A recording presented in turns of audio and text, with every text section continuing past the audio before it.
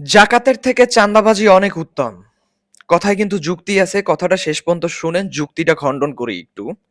চাঁদাবাজি করতে গেলে আমাদের bus stand, tempo stand, Honda stand, auto রিক্সাওয়ালা স্ট্যান্ড, তারপর হচ্ছে গিয়ে ভিক্ষুকের কাছে গিয়েও কি তাদের টাকাও আমাদের পকেটে সুরসুর করে সুন্দরভাবে ঢুকে যায়। মাস শেষে তারা আমাদেরকে একটা কাফারা দেয় খুব সহজভাবে। না চাইলেও দিতে হয়। এটা খুব সহজ ইনকাম এবং পরিশ্রম ছাড়া। শুধু ২-৪ টা মুখের কথাই হয়ে যায়। অন্যদিকে জাকাত, এটা দেওয়া আসলেই কষ্টসাধ্য। হ্যাঁ? এটার পিছনে মনে করেন সহযোগিতা করে শয়তান। দ্বিতীয়ত এইটা খুবই কষ্টসাধ্য। নিজের যেভাবেই হোক গচ্চা মারা টাকা, আরেকজনের পিছন মারা টাকা। ঠিক আছে? এইটা জমায়ে রাখি, সংরক্ষণ কইরা রাখি। তারপর হইছে সেই টাকা আবার ফেরত দিব। আরেকজনের পিছন মারতে তো কষ্ট আছে। তো সেই টাকা আবার ফেরত মানি গরিবরে দিব, এইটা কোনোভাবেই সম্ভব না। এটা আসলেই প্রচন্ড কষ্টসাধ্য একটা বিষয়।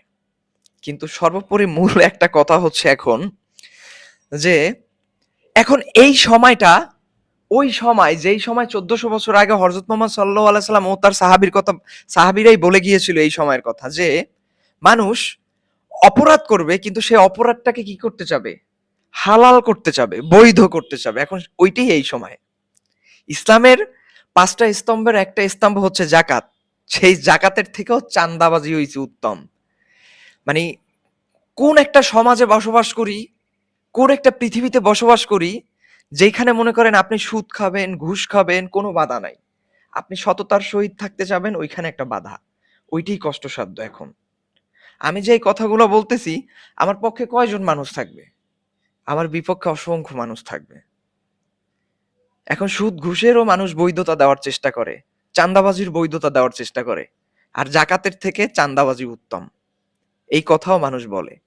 সবাই অপরাধী, কম বেশি অপরাধ করে। আপনি, আমি, সবাই গুনাহ করে। গুনাহগার আমরা, পাপী গুনাহগার।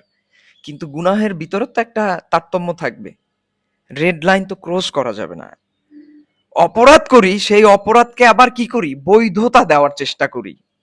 মানে আমরা কতটা জঘন্য এবং ভোতা মস্তিষ্কের অধিকারী হইলে এই ধরনের কথাবার্তা আমরা টকশোতে গিয়া বলতে পারি। তর্ক করি, অহেতুক কথাবার্তা নিয়ে তর্ক করি, যেটার সাথে কোনো সম্পর্কই নাই। বিচ্ছিন্ন ঘটনা, চাঁদাবাজিকে বৈধতা দেওয়ার চেষ্টা করি। এটাকে তাইলে আমাদের বিবেক, বুদ্ধি কতটা সংকীর্ণ, কতটা নোংরা মস্তিষ্ক আমাদের। আমরা জেতার জন্য একটা অবৈধ জিনিসকে বৈধ বানানোর চেষ্টা করি এবং সেইটা নিয়ে আবার বাহাস করি, তর্ক করি। হাহা! আমরা এখন কোথায় দাঁড়ায় আছি? কোন পৃথিবীতে আমরা বসবাস করতেছি? এটাই এইটার প্রমাণ। হ্যাঁ।